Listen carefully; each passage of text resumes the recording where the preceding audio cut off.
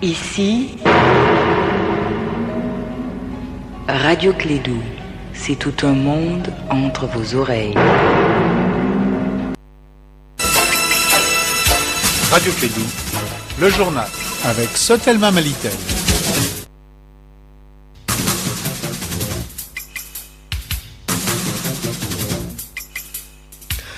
Mesdames et messieurs, bienvenue dans ce 13h les titres. 2 363 615 000 francs CFA, c'est le coût cette année du pèlerinage pour la filière gouvernementale. Bientôt, 2 vaccins seront introduits dans le programme élargi de vaccination au Mali. Il s'agit du vaccin contre l'hépatite B et le vaccin contre le cancer du col de l'utérus.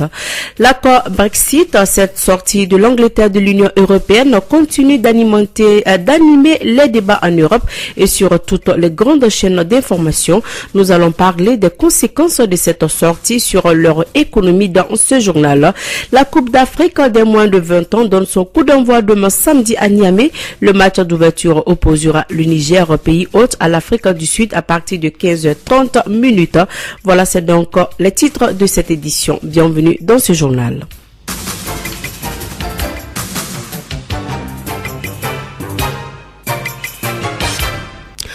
Tout d'abord, dans le cadre de la lutte contre l'insécurité grandissante au Mali, les éléments du commissariat du 4e arrondissement ont démantelé un atelier de fabrication des armes légères au quartier Mali en commune 5 du district de Bamako.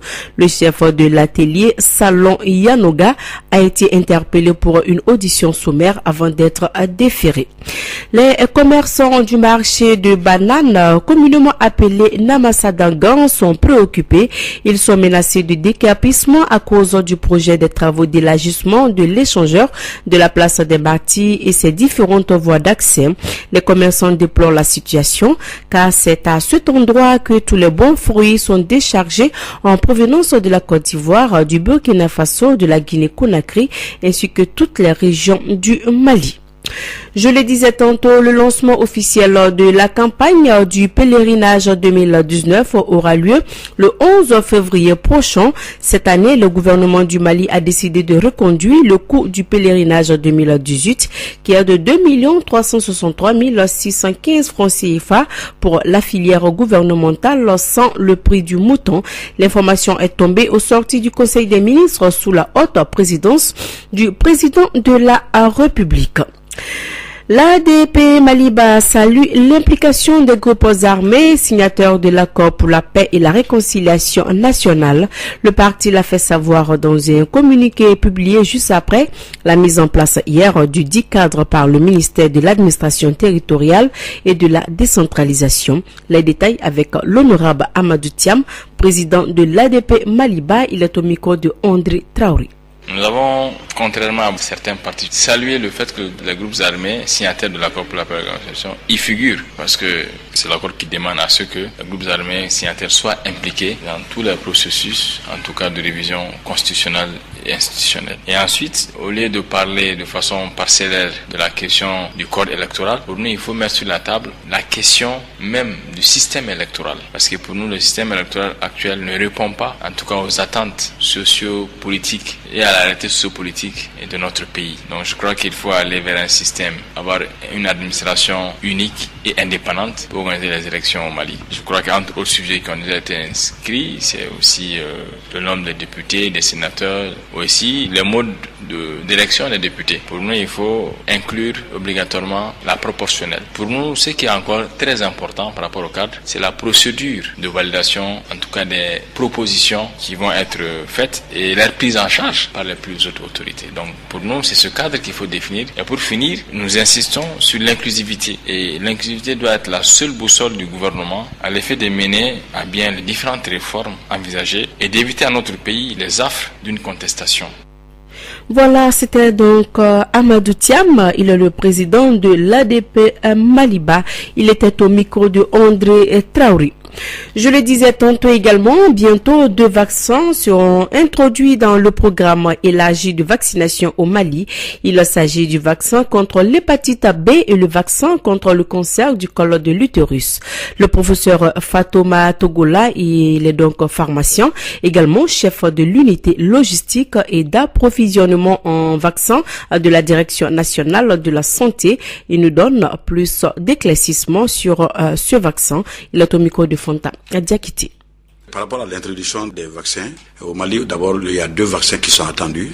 Il y a l'hépatite B, le vaccin contre l'hépatite B, et il y a le vaccin contre le cancer du col de l'utérus qui doit être introduit. Mais avant l'introduction des vaccins, d'abord depuis 1986, historiquement, on a vu qu'il y a certaines maladies qui tuaient, les maladies évitables par la ventilation, et vraiment c'était des maladies qui causaient beaucoup de tort, qui faisaient des ravages, tels que la rougeole qu'on appelle Nyoni, par exemple, la diphtérie, le BCG contre la tuberculose, donc la coqueluche aussi, qui faisait des ravages énormes. Je prends le cas du Mali aujourd'hui, pratiquement il n'y a pas d'inquiétude parce que quand on suit le calendrier vaccinal très régulièrement de 0 à 11 mois, c'est les tranches d'âge qui sont vraiment protégées contre ces différentes maladies aujourd'hui. Donc maintenant par rapport à la femme enceinte aussi, donc vraiment il y avait des tétanos, candia banani. Donc je pense qu'aujourd'hui c'est des trucs qui sont très en réduction aujourd'hui, il n'y en a même pas arrêté parce que tant qu'on suit le calendrier vaccinal, il n'y a plus d'inquiétude à ce niveau-là.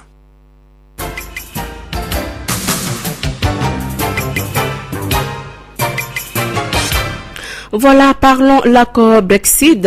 Cette sortie de l'Angleterre de l'Union européenne continue d'animer les débats en Europe et sur toutes les grandes chaînes d'information.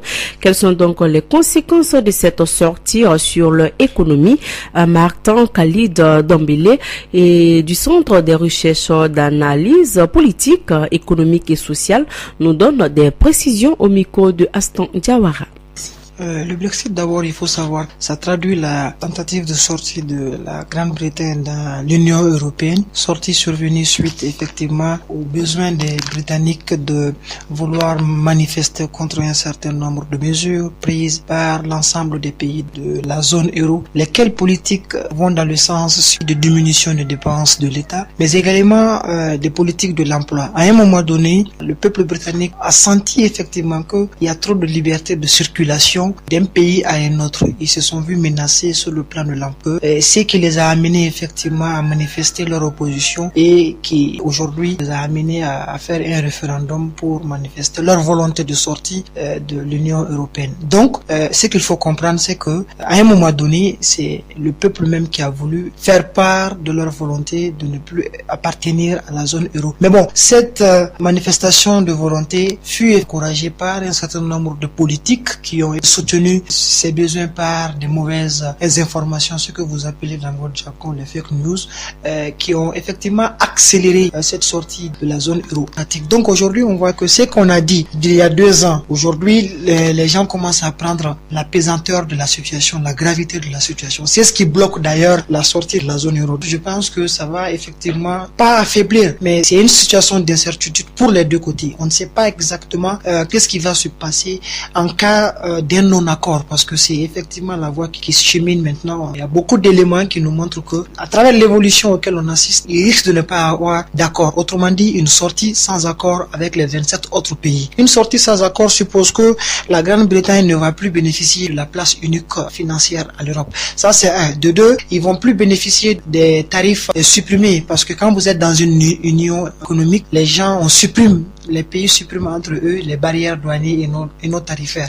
La Grande-Bretagne ne pourra plus bénéficier de cela. S'ils sortent aussi, les Britanniques qui se trouvent dans les autres pays de l'Union européenne ne vont plus effectivement bénéficier d'une libre circulation. Cela veut dire qu'ils seront appelés à confectionner des cartes d'identité, des cartes de séjour. Donc cette sortie, je pense que d'abord pour les Britanniques, démontre encore une fois l'incertitude qui plane. Parce que encore une fois, s'ils sortent, les entreprises qui sont en Grande-Bretagne vont vouloir déménager dans les autres pays de l'Europe. En déménageant, ils vont détruire des emplois. En détruisant de l'emploi, le taux de chômage va augmenter. Quand le taux de chômage augmente, cela ne va pas favoriser à décrisper le front social.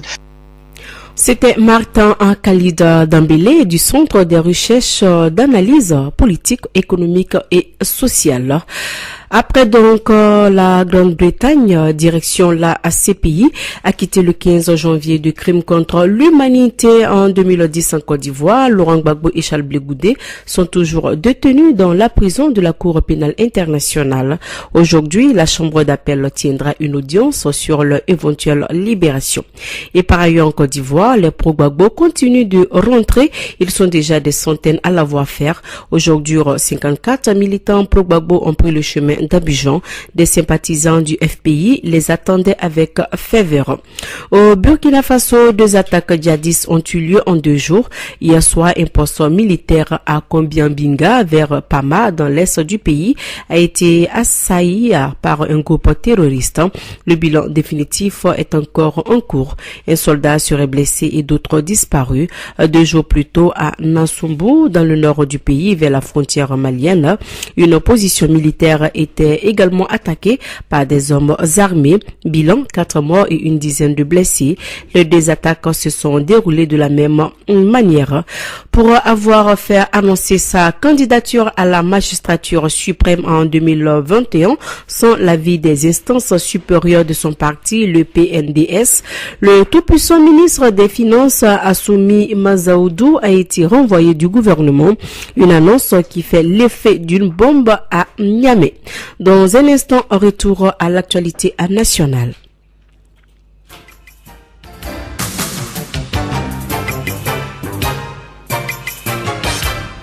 Parlons donc sport football. La Coupe d'Afrique des moins de 20 ans donne son coup d'envoi demain samedi. C'est donc à Niamey.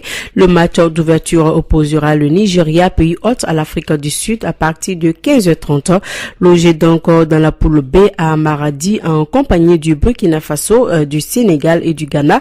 Les Aiglons du Mali entrent en lice donc le dimanche 3 janvier contre le Sénégal à partir de 15h30 sur FM cette édition. Merci de votre fidélité. Présentation Mariam Kouyaté. Dans un instant, votre page élect. Radio Clédou, le journal avec Sotelma